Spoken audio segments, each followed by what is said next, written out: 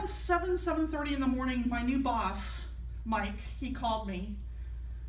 I remember my sister had told me that she had to get a hold of him to find out where I was staying, so I knew that he knew. And his first words to me were, "So what's the plan?" I was sort of dumbfounded by the question. I had no idea. I sort of said, "Well, I guess I'll just come in and we'll finish the meetings." There was a short pause. "I think you want to rethink that plan," he said very kindly. "Okay," I said, though I didn't know exactly what he wanted. He said, "Let me know what you want to do." I said, "Okay, I'll call the airport and see if maybe I can catch an earlier flight." So that sounds like a good idea. So I found a flight that I could get on, but it wasn't until the afternoon, so I figured we might as well meet. After all, I was trying to be a professional, right? I'd just been promoted to this big position. But I wasn't really sure. Was I supposed to go? Was I supposed to stay? My head was all confused, and I felt very lost. I was trying to hold it together, whatever that actually means. So I called Mike back and told him that we should wrap up the meetings, and he said he would arrange it and meet me at 8:30 at the office. I arrived feeling very shell-shocked and not sure what to do or how to behave. I walked into the meeting room, and there was John, the president, and Mike, of course, Nunzio and JC, the 4 leaders of the company. They're all really nice guys about my same age, 29, 30 years old. And none of them looked at me. So I was kind of confused. I sat down and John started the meeting, and I have no clue to this day what was actually said in that meeting. All I remember was that no one said anything about my father. And this grief felt like this huge elephant in the room, but everyone was determined to ignore it. I do think I was actually in a little bit of shock. At one point in the meeting, I remember that Mark, we called him Numbers because he was our accounting guy. Numbers came in, he sat down next to me, he put his hand on my arm, and he said, "I heard about your dad, and I'm just so really sorry." It was such a relief to have someone say it, in the room. I almost burst into tears, but I held them back. I need to be professional, right? I just sort of nodded. But I remember looking up thinking, okay, this will be an opening. Everybody could, "Oh yeah, Sean, sorry, yeah, anything." Nope, they all stared at the table, at their papers. I left around noon, and Mike, my boss, shook my hand as I got into the cab and sort of awkwardly said, "I'm sorry we have to, end early under these circumstances." And I remember on the flight back, I sat in the corner of first class next to the window, curled up into a ball, trying not to cry and failing. And then again, no one said a word. No one offered any comfort. I made it back to my apartment somehow. I don't even remember how I did it, but I did. And I called my best friend, Jewel. I told her, my voice shaking, that my dad had died. I expected her, like everyone else, to be sort of awkward, not knowing what to say.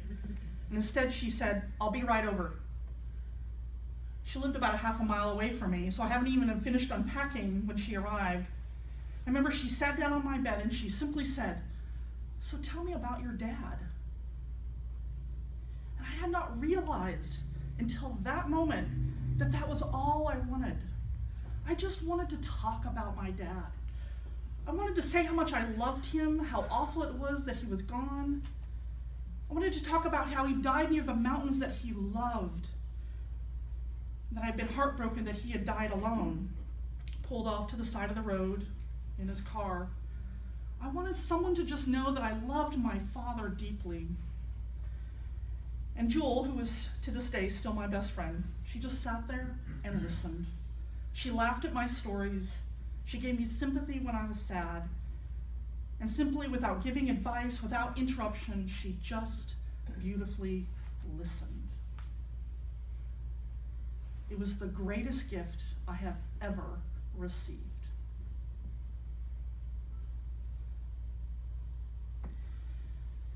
Everyone deals with grief or stress or whatever it is very differently. I needed to talk about my father, so her presence created that space for me to talk, and it was that great gift. And I hold no anger or resentment toward John, Mike, Nunzio, or JC. I didn't even then, because after all, I didn't know what to do, so why should they know what to do? It's only looking back that I'm somewhat amused. But I can't help but wonder how different that time would have gone if they had had any training about how to help someone through something like that, about how to listen. So for example, what if instead of asking me, what's the plan? What if Mike had said, hey, I'm gonna come on over and we'll find an early flight so you can go home and be with your family? What if, rather than staring at their papers on the table, John, Mike, Nunzio, and JC had simply offered their condolences and said, let me get you some water, or I'll just sit here with you, why don't we just sit here? Or even, so tell me about your dad. I mean, yes, it was a place of business, but let's face it, no business got done that day. And when we humans, when we go through grief and shock or high stress, we're not thinking clearly. And that's when others can really help, to help someone become more grounded, to help them know that they're not alone, to give them that love. And this is really what it means to listen. Because true listen, it's not about a conversation. That's a wonderful thing conversations are. But listening is different. It's not about giving advice. It's about allowing the other person to experience the safety of saying what needs to be said, because that's when healing can begin. And there are times when it's the greatest gift you can give someone. It is love. Now, each of us has a story inside of us. I'd like to invite you in this time of meditation to just recall a time when you were in need of someone to listen to you. It doesn't have to be grief, but maybe it's a big stress in your life when you felt alone and confused and in need of support. It could have been years ago, or it could have been yesterday. So I invite you for just a moment, take a couple of deep breaths.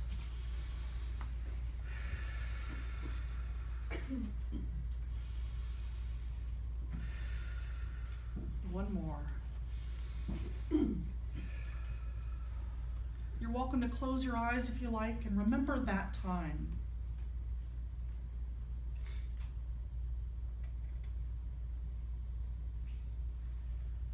Remember the moments leading up to it.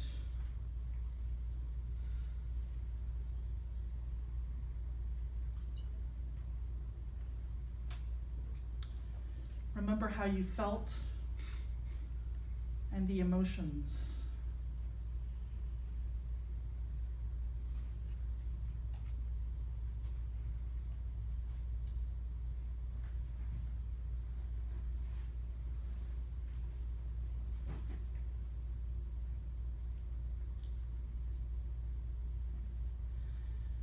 Now ask yourself, what if you didn't have to hear about how so-and-so handled it such and such a way, or get any other well-intentioned but sometimes irrelevant advice?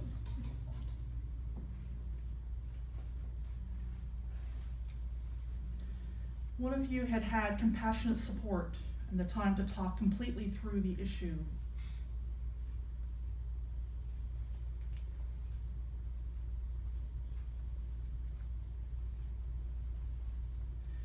What if you could explain everything to someone who wants to hear the whole thing all the way through, the entire range of your experience, and you could finish your thoughts without interruption?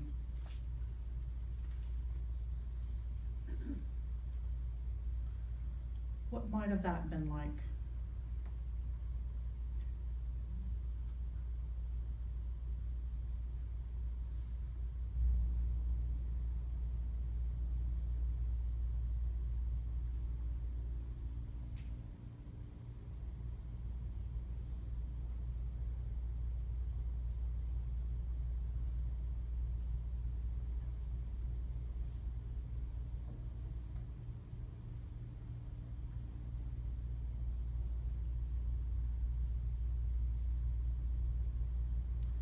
Think upon that great gift.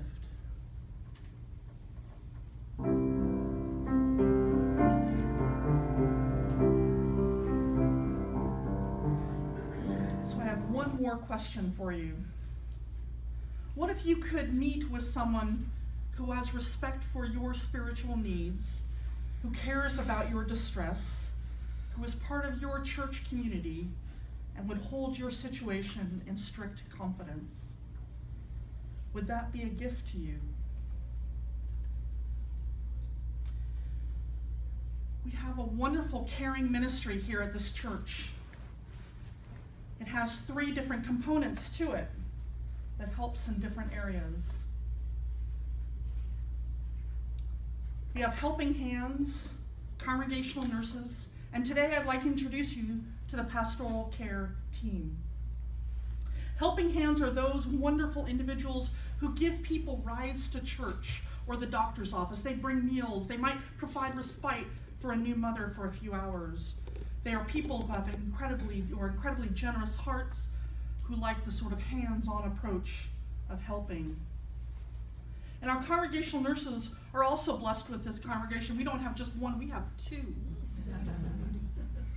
It's so rare to even have one in a church our size.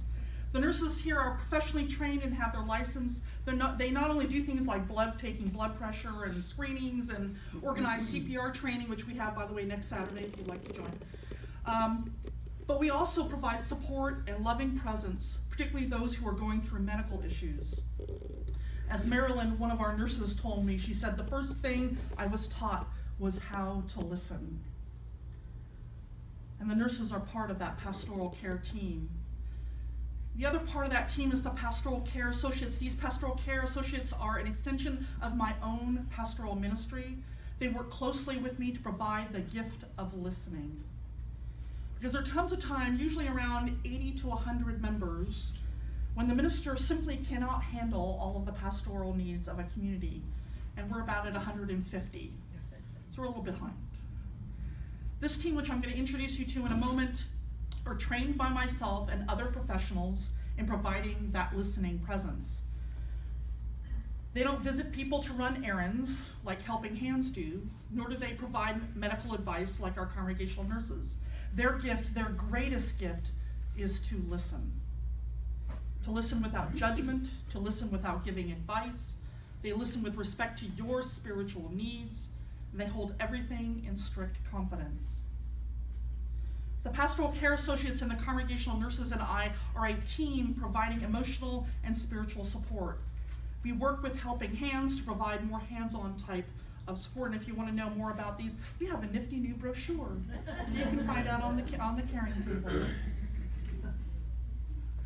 So you can see that these roles, they overlap somewhat because there's obviously some crossover that goes on there. But congregational nurses and the pastoral care associates are held everything in strict confidence, right? And they're provided some very extra training.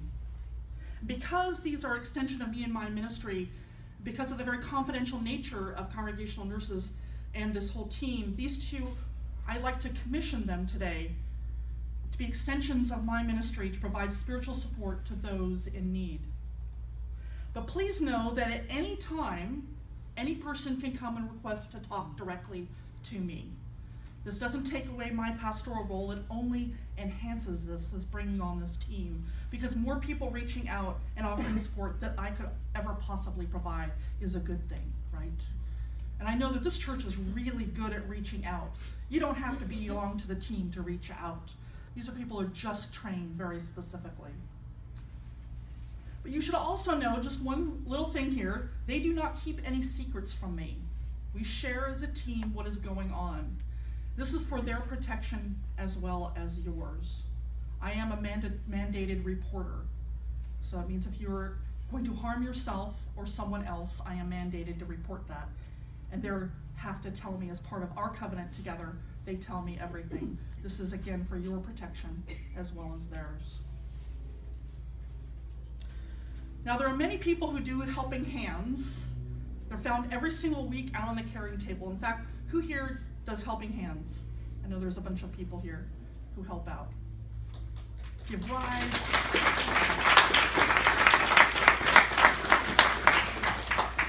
Well, this morning I'd like to introduce you, invite up here. First, let's do our congregational nurses. Most of you know Marilyn Giss is our first.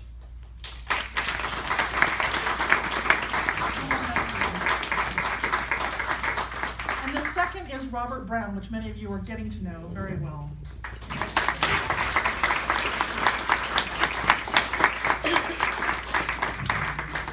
And second, I'd like to introduce you to our Pastoral Care Associates.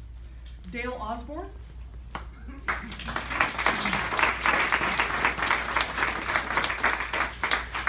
Bertie Reed. Judith Stamper.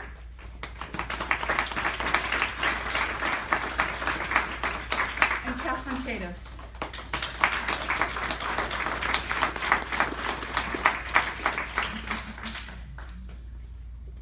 So this morning I'd like to install them with a covenant between you and them. A covenant is a very important part of Unitarian Universalist spirituality. A covenant is simply a promise. It says we're committed to doing this. And it's a great way of just witnessing that and making it real in our hearts and our minds. Don't worry, it's painless. So first for our Pastoral Care Associates, Catherine, Judith, Dale, Bertie, are you committed to offering pastoral care, the gift of listening, within this congregation? Will you hold in confidence, sharing only with me and the team that which is gifted to you? Will you reach out to those in need with open minds and open hearts, seeking always to be a healing presence? We will. Say it loud and proud. We will. All right, congregation, will you place your trust in these people? Will you allow yourself to ask for their care, to receive their care? Will you honor them with the role and responsibilities of pastoral care? We will. There you go.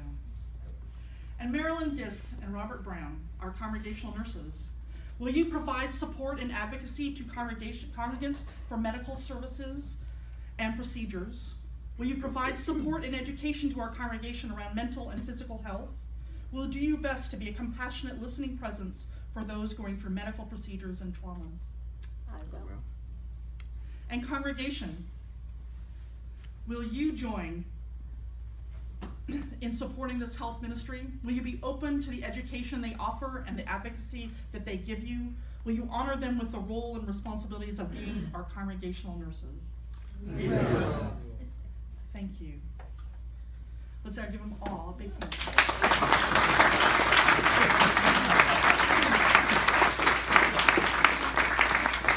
Feel free to be seated. You will find in the future we're going to have little ribbons that'll say pastoral care. So if you don't remember the faces coming in the future, you'll see them around a little ribbon and it'll say pastoral care. You know, each of us here shares in the ministry of caring. Each of us can reach out to those in need of support. So may their example lead us to give this support to one another, our beloved community. This community where we strive to live out those words that we say every single morning, right? Love is the spirit of this church. I'd like you to remind me of those remind you of those beautiful words by Virginia Satir. I believe the greatest gift I can conceive of having from anyone is to be seen by them, heard by them, and to be understood and touched by them. The greatest gift I can give is to see, hear, understand, and to touch another person. When this is done, I feel contact has been made. May each of you be this gift and give this gift. May each of you make contact. Blessed be and amen.